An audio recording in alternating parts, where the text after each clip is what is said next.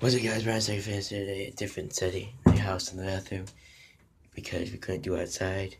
So I hope my brother doesn't wake up so he can interrupt me anymore. I need to get a video down. It's been about a week, and I need to stop doing this to you guys.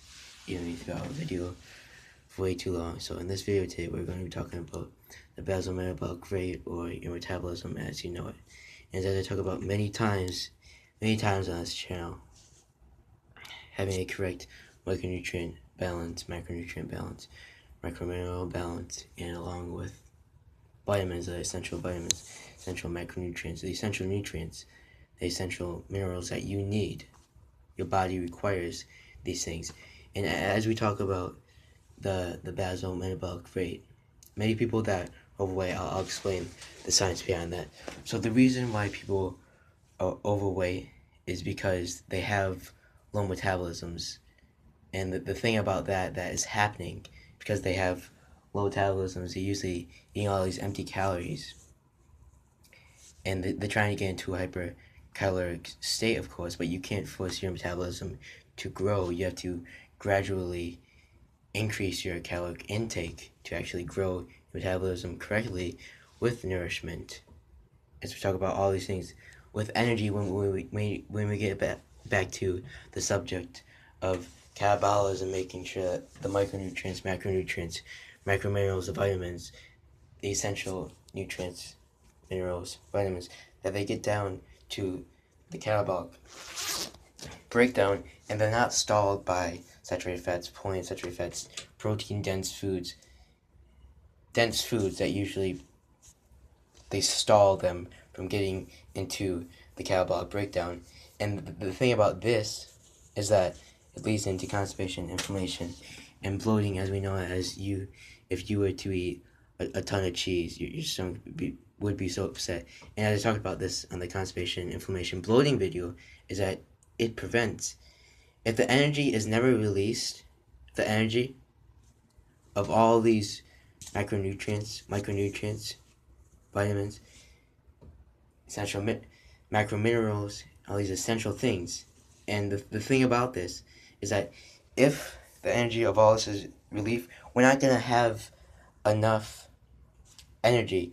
And when we get into the subject of catabolism, again, it's the foods and nutrients, minerals, it's the vitamins, releasing the energy into the catabolic breakdown. As we know, as they get into the esophagus to the gastrointestinal tract, either followed by insoluble fiber, probiotics that helps the nutrients, helps the minerals and the vitamins, that helps them get down to the catabolic breakdown so they can be processed. And if they're never processed, anabolism can't happen. Catabolism, it requires anabolism biosynthesis. And when we get into this is all science. This is all simple biology right now. And then as we're talking about that, getting it processed to the catabolic breakdown where it releases energy, the thing about anabolism is that it requires energy from the broken down nutrients, the vitamins, the minerals. And if it doesn't have that, the thing about that is that you cannot have anabolism, you cannot have biosynthesis without catabolism. It's major, the foods that you're eating, the nutrients, the minerals, the vitamins that you're eating that are being processed and that are releasing energy. Now it's making your basal metabolic rate, it's making the offspring that are known as metabolites. And when it makes metabolites, and when that aids in the growth, reproduction, and development of muscle fibers, simple from complex, that we get into the subject of biosynthesis. When we talk about catabolism, the food releasing energy, the nutrients releasing energy, the minerals releasing energy, the vitamins releasing energy. And when we get into the subject of anabolism, is that it requires energy. And the thing about that if some nutrients, if some food nutritional value gets digested, and the half of it, if the polyunsaturated fats, the fats, if they get digested, the foods that are high in cholesterol, the foods that are high in sugar, the degenerative non-nutrients, as I call them, because they serve no function in the body, they're not critical for health and fitness, as we talk about it. And if you're just eating empty calories, you're not going to have good nourishment. You're not going to be a person with good nutrition, and your body is going to be suffering. You're going to open yourself up to so many diseases. LDL, bad cholesterol, which, as we know, HDL, high density lipoprotein, LDL, low density lipoprotein, as we know it, and again, LDL is bad cholesterol, HDL is good cholesterol, as we know it. And things we're just increasing when we keep digesting these generative nutrients, the foods that are high in polyunsaturated fats, that are high in saturated fats, lipids. It's going to be affecting both the heart and liver, how the heart can regulate the blood vessels. If it can even circulate to the muscles to, again, supply the oxygen to the muscles. So it can even have circulation, and that leads to occlusion when there's no circulation at all, and that usually leads into obesity. It leads into high body compositions.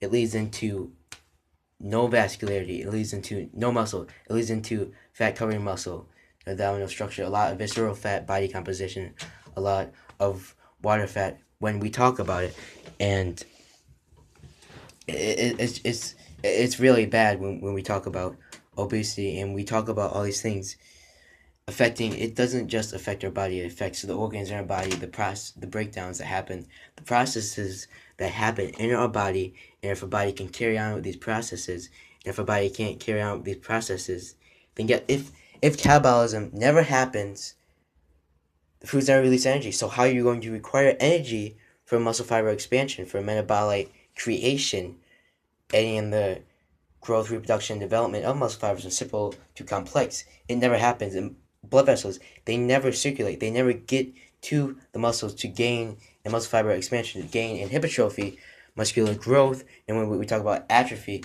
most people that have low metabolisms, that are overweight, and the reason why I explained in this video is why they're overweight is simply because they're forcing the metabolism to be fast when it's not fast. And when your metabolism is not fast, it's going to be sensitive to calories. It's going to be sensitive to carbohydrates because you cannot burn carbohydrates off, and you cannot burn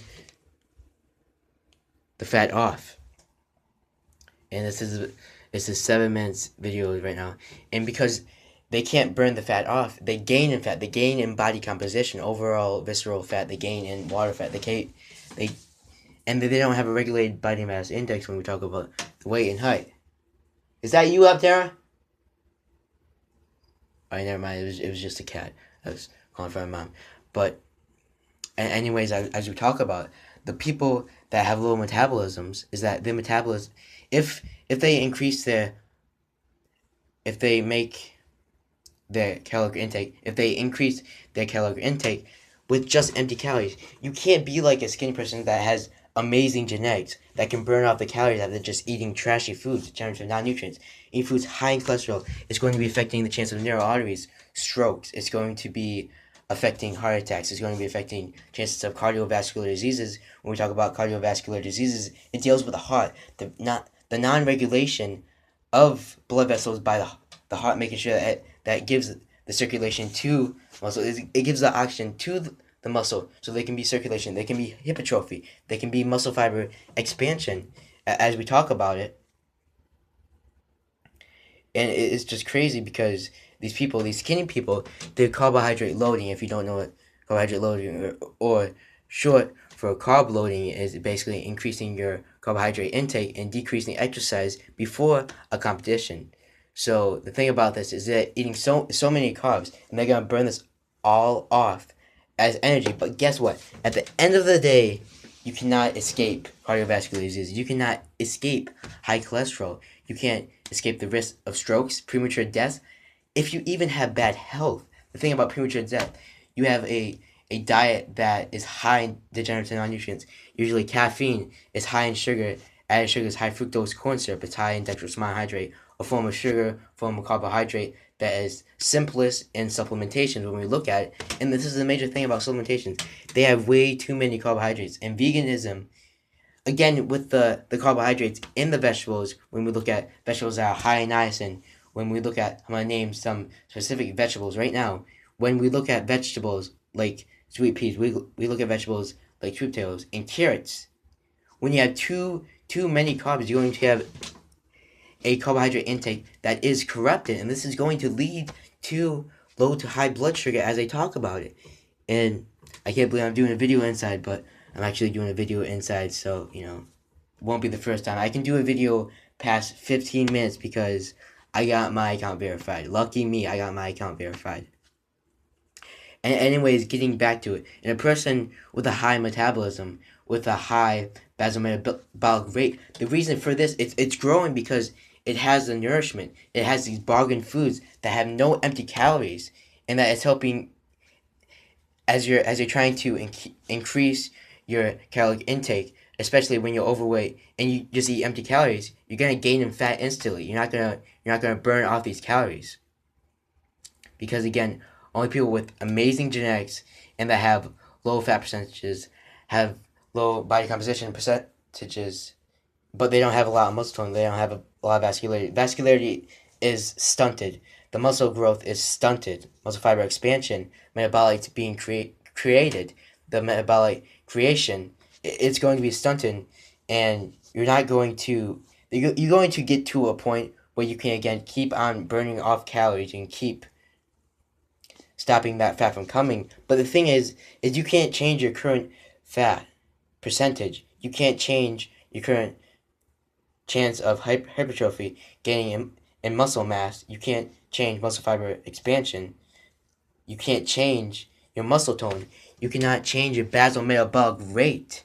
It's going to get to a point where it gradually increases and then it decreases because of all the empty calories. There's a price to pay, especially if you eat unhealthy. There's a price to pay if you're one of those people that do carbohydrate loading, increasing your carbohydrate intake while decreasing exercise during competition or usually before a competition. Again, to make it so that you're saving so you can eat whatever trash high in carbohydrates that's high in sugars. You can eat that food or whatever. You can burn it off, and your metabolism will stay the same. It will increase, yeah, to a point. Your muscle tone will increase, yeah, to a point. Your vascularity will increase to a point. Your fat percentage, your body composition will decrease, yeah, guess what, to a point. And as we're talking about somebody with a high metabolism, that they're, just for old time's sakes.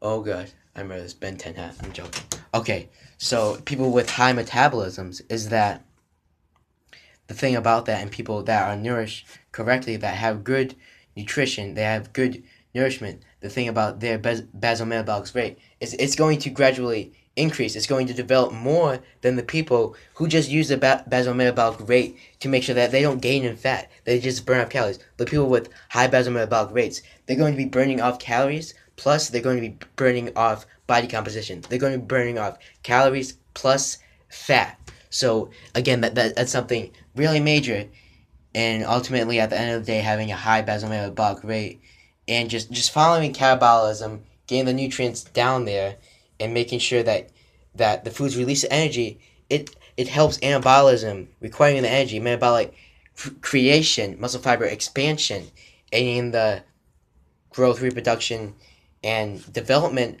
of muscle fiber simple to complex biosynthesis, making something simple, combining other things and making it complex and biosynthesis. As long as it has the nutrients are broken down. The foods are broken down, and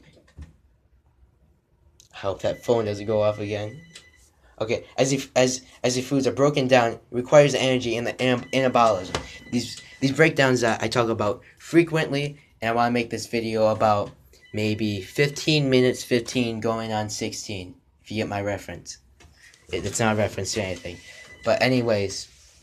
Oh, you might want to get a phone, Mom. Alright, never mind about that. Anyways. As we're talking about this. And this is the major cause. They usually have high cholesterol. They're open to cardiovascular diseases. They're open to low blood sugar, low blood glucose level, high blood sugar, high blood glucose level. They're open to obesity because their metabolisms, and this is many people that are overweight and they don't have a high metabolism. You can't force your metabolism to grow overnight. You can't force yourself to lose fat overnight. You can't force yourself to gain in hypertrophy overnight. You cannot force yourself to be Arnold Schwarzenegger in a night. That's just not physically possible by the laws of physics. It's not physically possible. You have to take time and gradually increase your caloric intake with, guess what, bargain foods. You don't want empty calories, because you're going to be so open to so many more diseases, and you're just going to get your metabolism to a point. And people that have high metabolisms, that have good nourishment, they're still increasing their metabolism. They're burning off fat by also burning off calories while doing that too, and they're gaining hypertrophy. They're gaining muscle tone. They're making sure that the muscles are more visible. There's less fat. There's less body composition that's preventing the muscles from being visible. The abdominal structure, the abs, the obliques that go across here, and you see the serratus up here that attaches to the pec, and it also attaches to the back. It attaches to the armpit too, as we know it. And that's a weird name, that what we were designed with armpits. It's a really weird name. You look at things called biceps, triceps, deltoids, traps. You look at lats. It's a really inconvenient name that you really just see at that point, and you're like, oh, that's really inconvenient. Okay, I'm gonna do a couple more videos. It's 10:11, so I mean I got a good amount of time.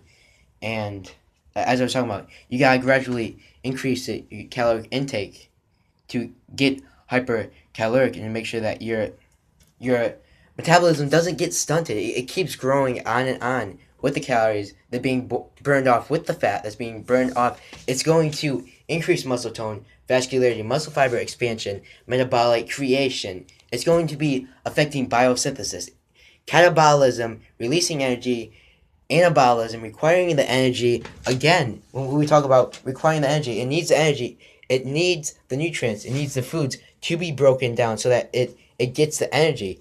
And when it doesn't get the energy, guess what? There's going to be no metabolic creation. And metabolic creation, if you have a lot of metabolites being created, you have a high metabolism. You have a metabolism that's working better than others. It's really fast, and you burn off calories really quick. And usually when you're obese, it takes a long time to burn off calories when you're usually overweight and you're eating healthy. It takes a long time because you have a low metabolism, and you can't burn off calories as quickly because you don't have a high metabolism, because of all this information that I said on this video. Is just going up to like almost 18 minutes right now. You don't have a high basal metabolic rate. Sure, you have a basal metabolic rate that is going to increase and then gradually increase and then decrease. It's going to be stunted as we talk about it. So when you look at people that are obese, they're taking in so many empty calories, and the body cannot catch up to it. They're carbohydrate sensitive, as I would call it, and the main reason why obese people, why they gain weight, is because of the carbohydrates that they're intaking. Their metabolisms can't catch up to the carbohydrates that they're intaking, the increasing amount. And in this video, it was to talk about the metabolism and the science behind all of this. I hope this video helped you guys, and I'll be uploading this shortly. It's 36 minutes right now. This is amazing. So I'm getting back on YouTube shortly. I'll make a couple new videos, and it's an amazing experience for me.